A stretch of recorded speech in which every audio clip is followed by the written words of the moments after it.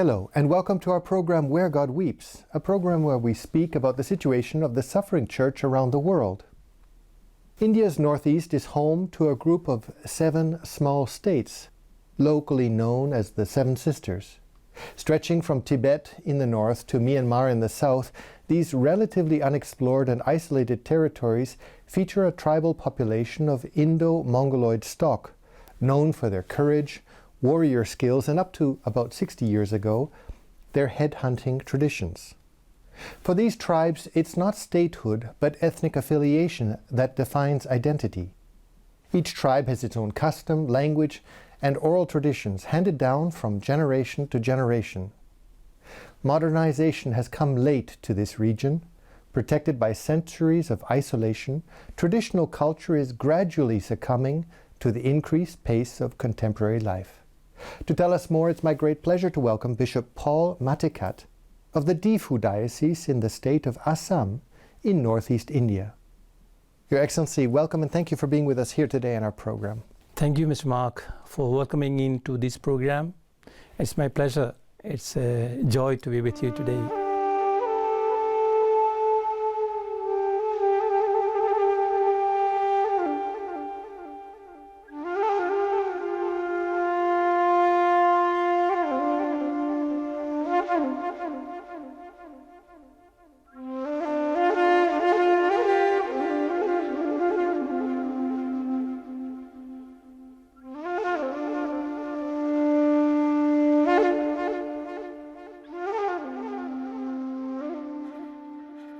What was the most difficult thing to get a hold of or to understand when you're slowly getting involved in the culture of the Northeast? Mostly there's a language of the people.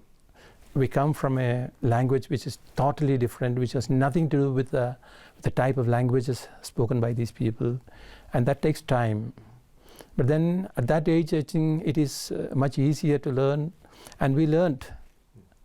And inculturation was a point that was insisted, and then attention was given to that part of it. How many languages do you speak now? Apart from my mother tongue and 1 or 2 European languages, 4 local languages. So you 6, 7 languages altogether? Yeah, more or less.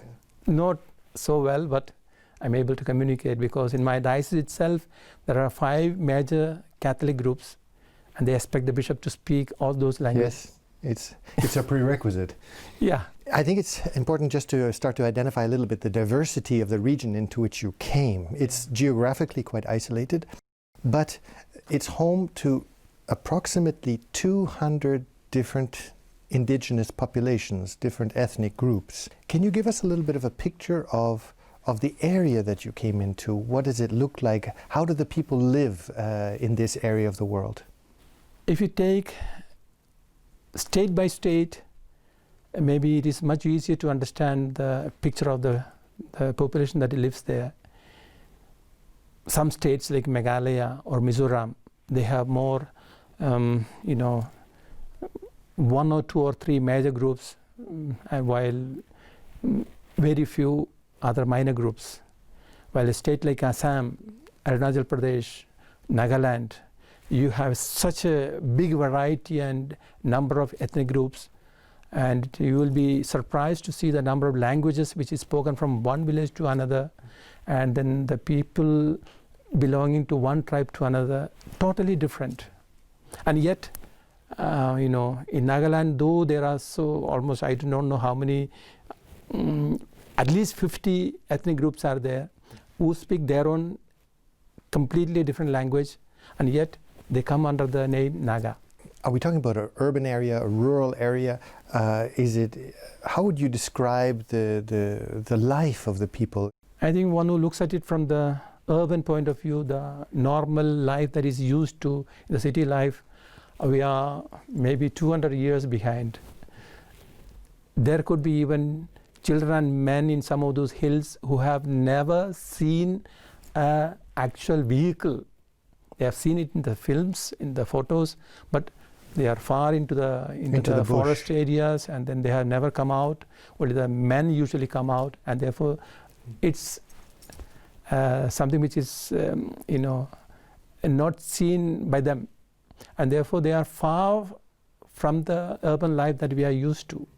They are bound to their village area, mostly surrounded by forests, and then they lead very simple, very, as we can see, maybe looking back at the normal evolution of civilization, maybe about 100 years behind the normal situations of our countries.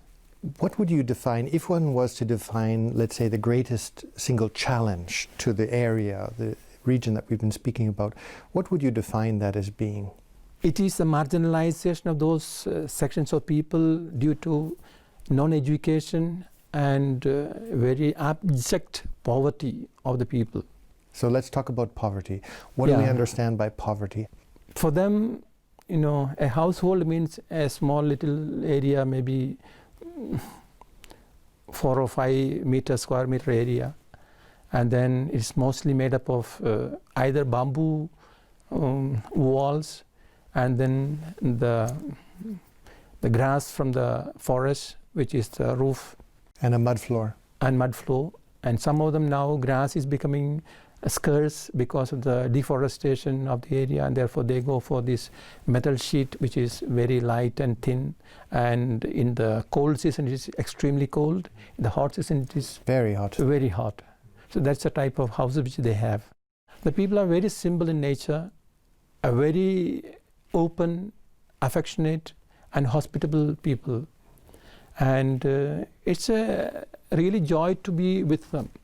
And they really accept you because they look up to you as a leader. They look up to you as someone who is better informed, better educated, and then who has seen, being exposed to greater life in the world. So you felt yourself very welcomed as a young priest coming into the area? Yeah, definitely, yes. And then not only that, they look up to a priest as someone who is in touch with God, and that in a person of grace, and that's important for them because even in their cultures they have people who represent God as pujaris, one who does the ritual of the religion.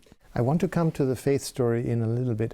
Before, I want to talk about, you spoke about this generosity, this hospitality, this friendliness, but at the same time there has been a lot of violence between the tribes, a lot of historical intertribal fighting, interethnic fighting. So my question is, if you scratch the skin a little bit, does this violence come out rather quickly? And how do you manage this question of violence and intercommunal violence? For a community of a tribal group, the tribe is everything. It starts with the tribe and it ends with the tribal culture. Then comes the family, then comes the religion, then comes faith, then comes everything else, the country, the nation, and their nationhood and everything. So someone who comes from a tribe, his first responsibility is to the tribe, and therefore he would live and die for the tribe. And anyone who seems to be inimical or disturbing the tribal life would definitely is looked up as his own, a kind of enemy of the tribe itself.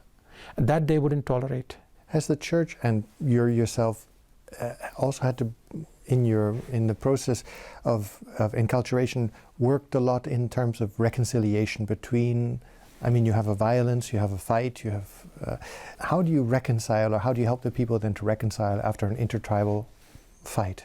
See, I've seen in my last 31 years of preaching life in the region, the communities of various tribes live together in peace without much difficulty. They're friendly, they interact with one another, and absolutely no problem. The problems are created by outside forces, either political or people with vested interests, and then poison is put into their minds, which one group acts against the next. And then it is easy to flare up such ethnic quarrels among them. These would be economic, for example, economic interests, or what kind of interests might provoke this kind of a relationship? More than the economic, it should be probably the identity of their own. When it is, someone is trying to stamp on their identity, that becomes a very hurting event for them. So the whole tribe reacts against the other. Or rather, ownership of land. When that comes, my tribe should be having the complete authority, autonomy of this area, and someone encroaches into it, that becomes a problem. And you yourself, have you been involved in reconciliation? We have been in a number of times with the various tribes when they are, this kind of clashes erupt. Since we are from a neutral side, for each tribe, it's okay for them because we have a neutral phase, and it's easy for us to approach them even when they themselves are in total conflict. And therefore that gives us a greater freedom and also the greater facility to be a kind of bridge makers in there. And then what we do is we try to make them understand what is the root cause of this tribal conflict. And then once they understand someone else is causing it, or due to some other forces are making them to do it, they come to their senses, and then immediately, negotiations can start. So we facilitate talking, discussions, and then once the leaders are brought in, it becomes very simple to make them understand that it is worthless to uselessly spend our time in these quarrels and these then, fights. Fights. Illiteracy is, if I understand correctly, an enormous problem, an enormous challenge. Education generally. Can you give us a little bit of a picture as to what is the situation of education? Being brought up within the Salesian community, of course, the Salesians are very strong in the question of education. Yeah. So how is the question of education, and what can the church bring to this picture? Actually, lack of education is one of the main factors which is holding back these communities in such abject poverty. If they had had the opportunity to have greater education and then go for higher education for their children, probably many of them would be able to come out of the region and look for greater opportunities. And then because of lack of education, they are mostly bound by their own small territories. They are unable to, or rather afraid to get out of their little circles.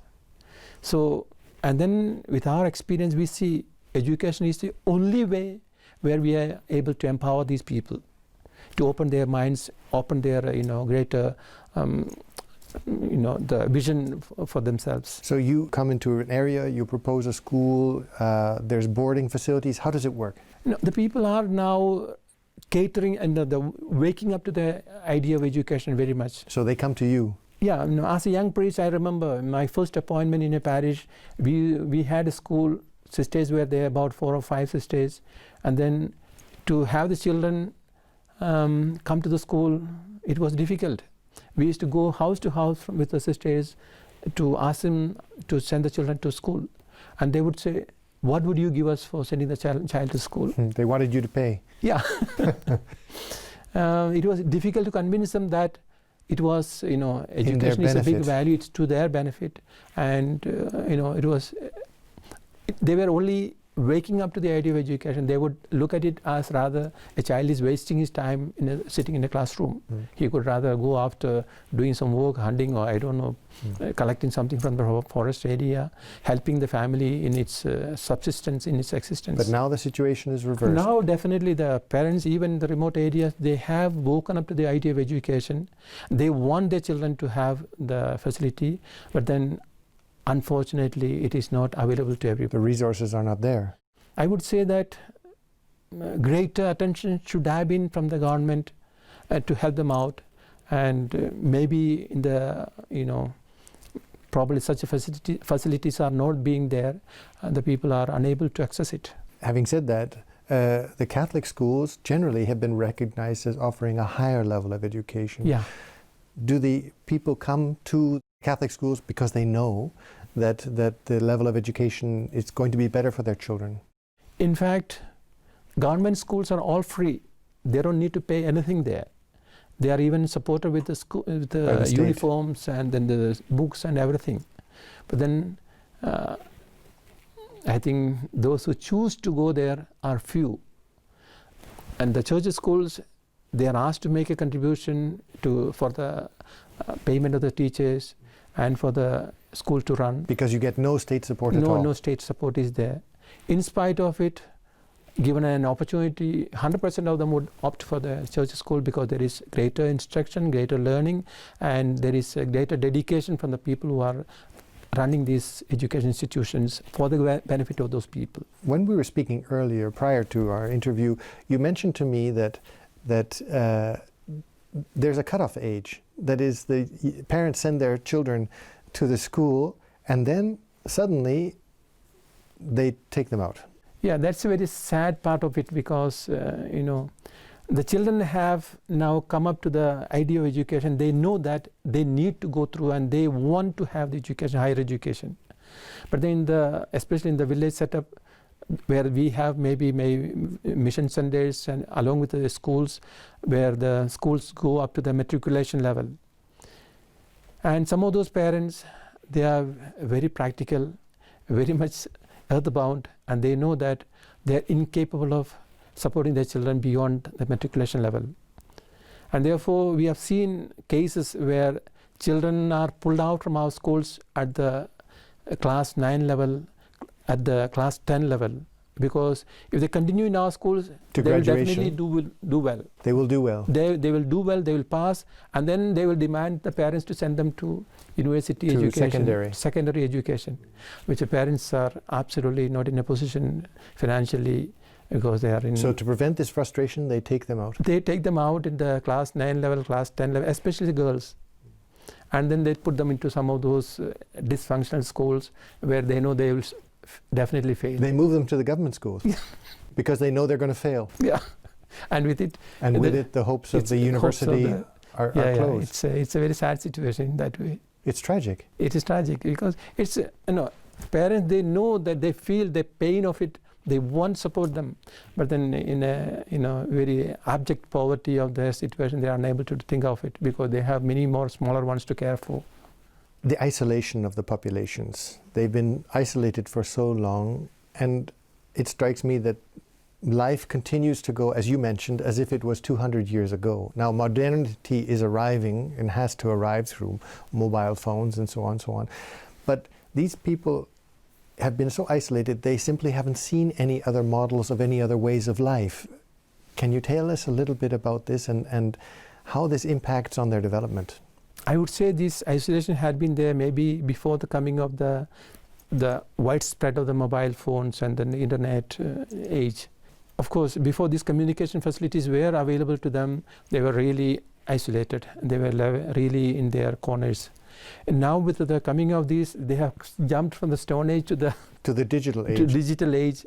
It's a big transition, and then they're all feeling that they have been left behind, far behind, compared to the larger population. And therefore, there is a big yearning in them that they need to reach up. Is there not a frustration, also an anger?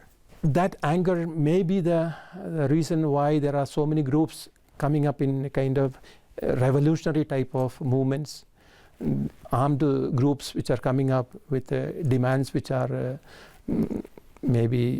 cannot be correspondingly responded immediately. And so probably that anger, that frustration is expressed in these type of movements. Your Excellency, I want to move now to the question of the faith.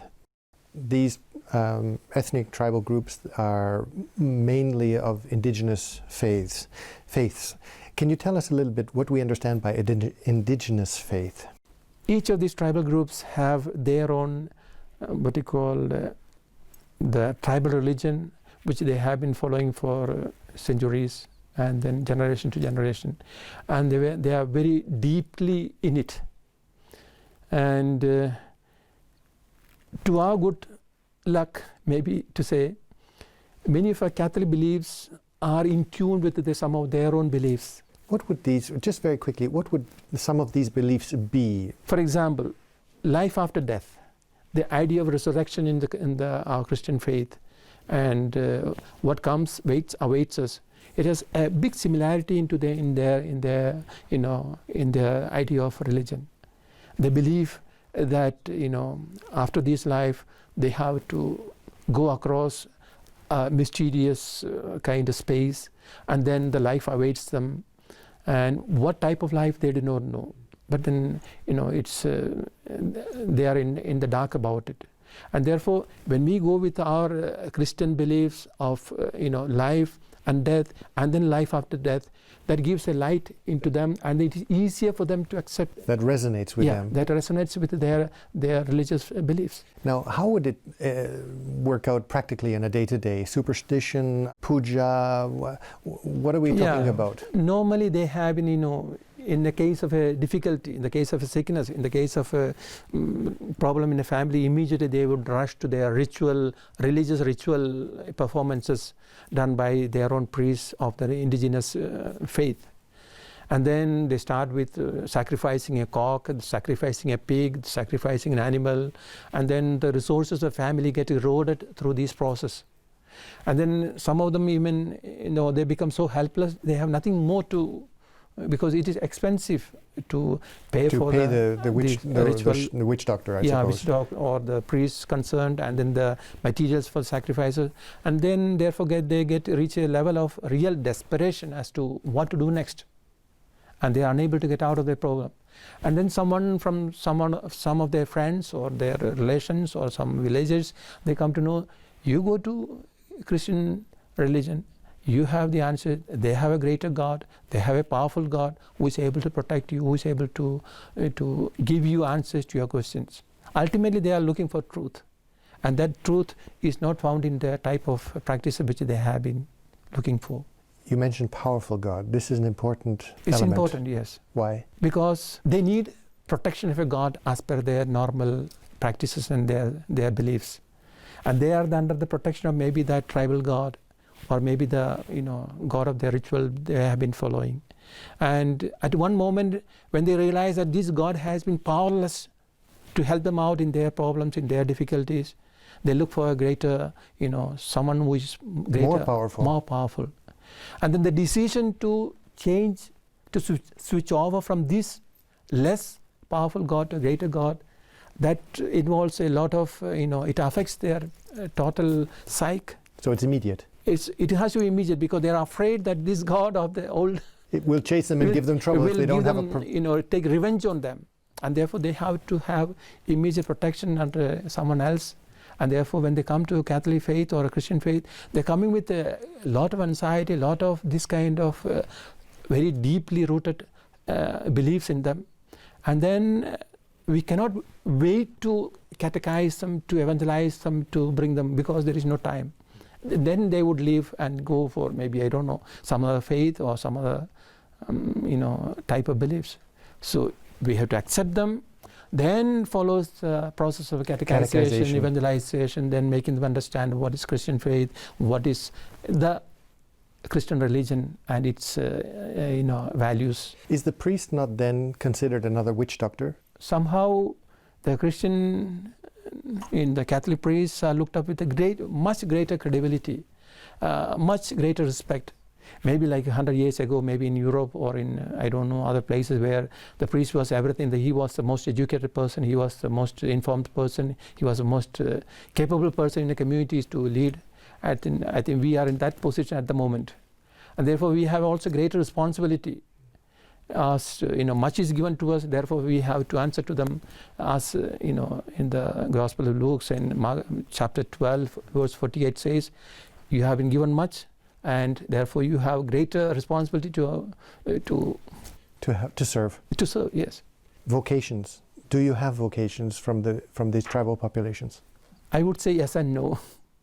Yes, because we have a lot of children who are willing to join the seminaries, but then the perseverance rate is maybe 1% or 2% at the end.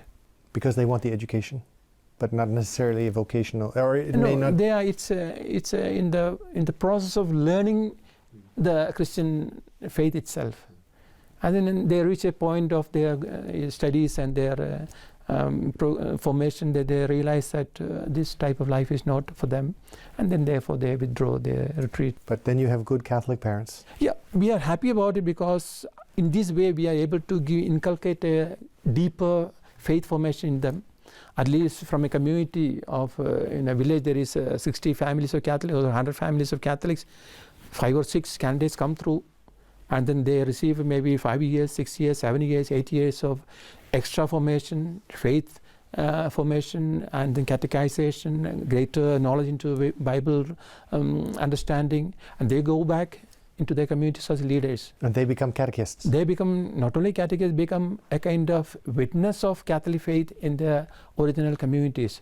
And they become real leaders and supportive to the church. And that's a big human asset to the church. Your Excellency, how can we help? I think what our experience has taught us that take them forward in the education and then help them out in their poverty. The social developmental aspects has to be addressed.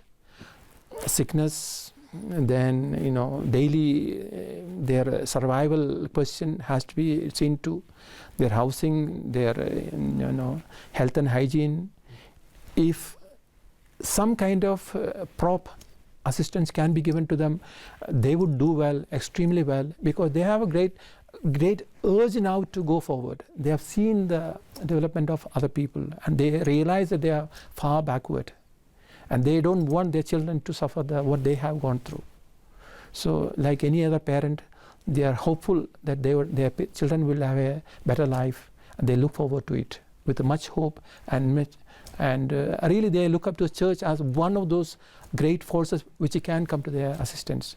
And that's our strength in the field of evangelization, and then preaching the gospel, witnessing to the gospel. Your Excellency, thank you for having been with us today in our program. And thank you, ladies and gentlemen, for having been with us today in our program, Where God Weeps.